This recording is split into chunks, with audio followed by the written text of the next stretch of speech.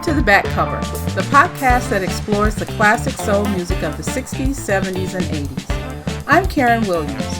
Join me and my co-host Steve Williams, no, we're not related, as we flip over the album covers and share stories of the movers and shakers that created, wrote, and produced those iconic sounds. We'll educate and entertain you, all while keeping the music alive. The Back Cover is recorded from excerpts of our daily radio show, recorded at WLTH-AM in Gary, Indiana. Welcome to episode number 12.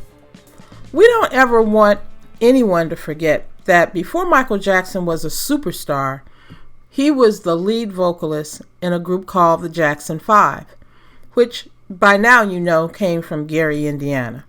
We want to celebrate not only Michael's memory, but also the memory of his family. So this episode, we're talking to Mr. Jake Austen, who is a music writer, who will give us a little bit of history on how the Jackson 5 performed when they were in the Chicago area. And then we talked to Michael's cousin, Ron Jackson, who also played with the Jackson 5 and moved to California for a brief time to work with them. Ron lets us know that it was his father and Joe who decided to put the band together, coming from a very musical background themselves. The audio on Ron's is not as clear as we'd like, but you can still hear some interesting information about the Jackson family and Miss Katherine Jackson. So stay tuned.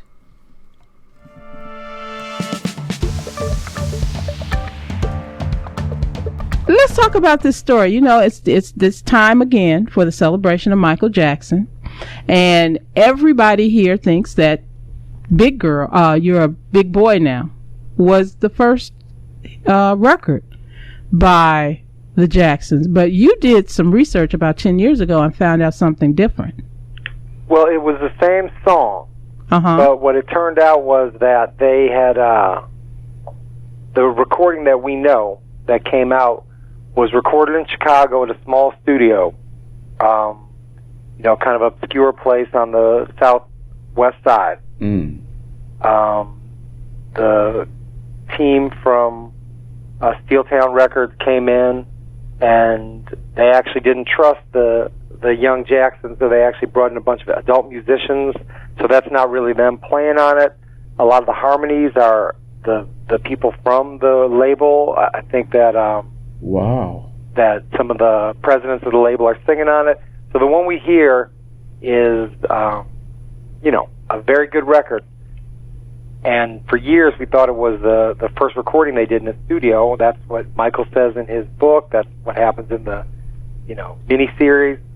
But when I was doing this research, I was interviewing this musician who was also a teen musician at the time, but as a musician a little more accomplished than them. He was a teen session musician at Wonderful Records. Wonderful was one of the bigger labels in Chicago. Their big hit is Shake a Tail Feather. Right. No. And they also had Twine Time. Alvin Cash. Alvin Cash. That's probably their biggest hit. So Larry Blasingame, he played, behind Alvin Cash, and he was one of the studio musicians there, and he had always told the story of playing on the Jackson 5 session that was done at the Record Row Wonderful Studio. And I did all this research after Michael passed because I thought people didn't really know what the history of the Jacksons in Chicago was, so I just started talking to everyone who was still alive, who had worked on the session, and talking to everybody. And everything they described was not the session that Larry was talking about. So it just didn't make any sense to me. The thing about the Jacksons is, I guess we know, being, in Gary or south side of Chicago, that there's a lot of history that people just have ignored. Mm-hmm. Oh, yeah. Like, there are books about Elvis and the Beatles that literally say what happened every single day of their lives. But the stuff we don't know about the Jacksons, and I don't mean like, the secret, scandalous stuff, but I just mean basic history that we don't know is just crazy. So what I found out was that the Jackson 5 actually had been working with Wonderful Records, which was, it wasn't as big as VJ. At all, right. Right, but it was the next biggest black-owned label in Chicago by far. They had a lot of hits, and they were really important. Mm-hmm. So they were in the studio there. They were being mentored there. The song was written by one of their important engineers there, Eddie Silvers, and they had actually, spent a few months going there after school and being trained and being taught. And they recorded a studio session there, and they recorded it with themselves. Like Larry had to come in and do one guitar riff that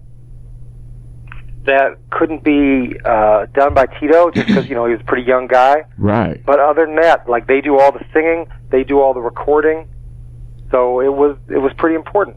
I assume we would never find that recording, but I reached out to the family, and they ended up actually.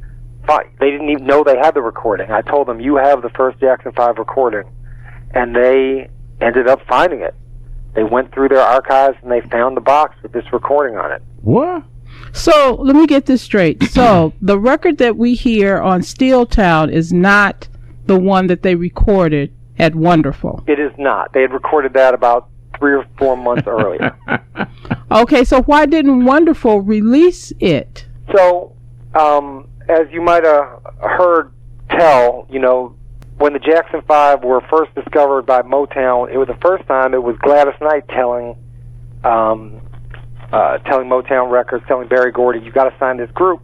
And people don't want to sign children. I mean, there's a lot of reasons not to sign children. Months later, Bobby Taylor, convinced Motown to do it. But there are documentations, there's letters of people telling Berry Gordy for, almost a year to sign this group. And the reason he didn't do it was it's terrible having kids. You have to get computers. You've got all kinds of legal stuff. Now, we're talking about R. Kelly. You got to watch out for kids. Right. He was frightened behind Stevie Wonder. Stevie Wonder mother gave him the flux, man. Right. And also, that's one kid. Right. Now you're talking about 5. Right. So what I was told, eventually by people who kind of vaguely remember it was that, like, the family lore around the table would be that they just, taking on a kids group, like, is hard.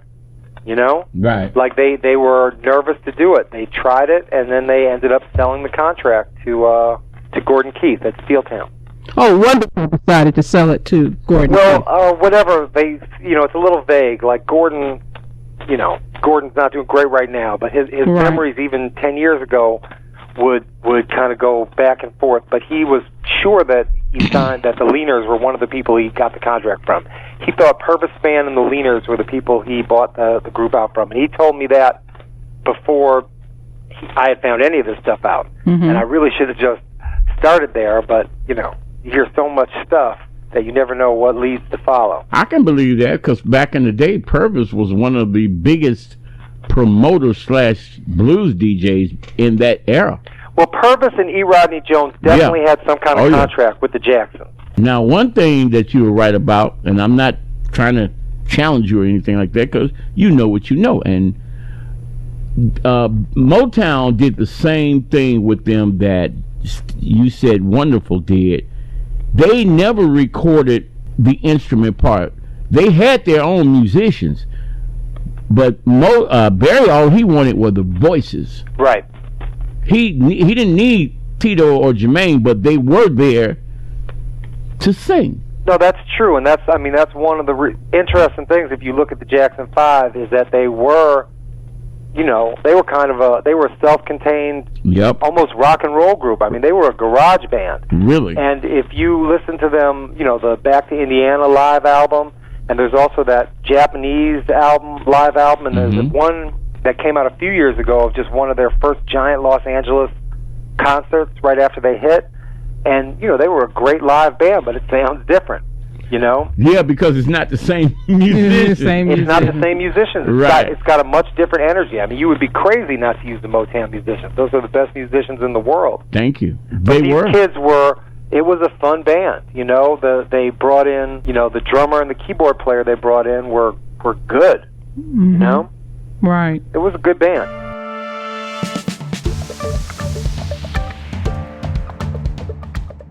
Talking to people today from New York, we had some New Jersey, just out, you know, people come from near and far all day, every day, you know, to stop by the Jackson house. So we were just getting ready for Michael's birthday, which is going to be on the 29th. And me and the fan club, and we're going to be out there, and we're going to celebrate, you know, the legacy and the memory of Michael and his music. So you are in Gary right now? Yes, I'm in Gary. He lives in Gary. Oh, you live in Gary? Yes, I do. I have a home here in Gary. Oh, see, that's when folk got money. Yes, I have a home. Jackson Street is always home. My father, and that's his older brother, and my Uncle Joe would play in the band every now and then to make money because he was tired of working at that old hot steel mill out there. Gotcha. So he would come to my dad and say, Lou, I'm tired of that mill. I don't want my boys to be out here and see all this fire jumping. And my father worked in the mill, too, at one time. But he wanted to get away from that mill, and that he just didn't want us to have to experience that hot steel mill and everything. So he found out that we had a talent with that music, and we were playing because they used to sing the music. My father's mother was a piano player, and that's where it all started down in Arkansas.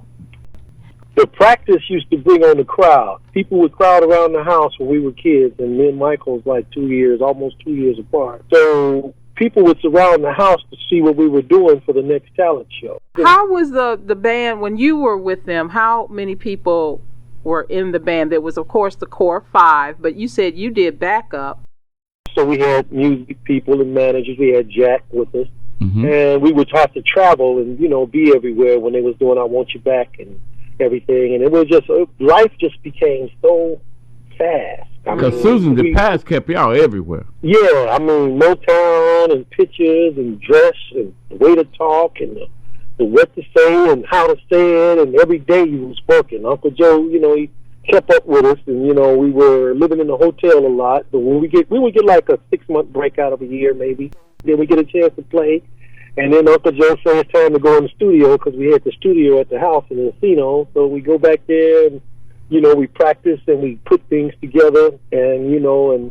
Let me ask you this. And people know how I feel about temps. There ain't no big secret. Right. I can recall reading that Joe would tell Michael, keep your eyes on that Ruffin dude. Oh, yeah. He, along with James Brown, he adored David Ruffin. And I'm thinking when he got that chance to do Who's Loving You, all he did was just mimic David. Oh, yeah. I mean, at what, 9, 10? Yeah, that's about right. Well, and Mike would get that microphone in his hand, and then you had trouble getting that mic out of his hand.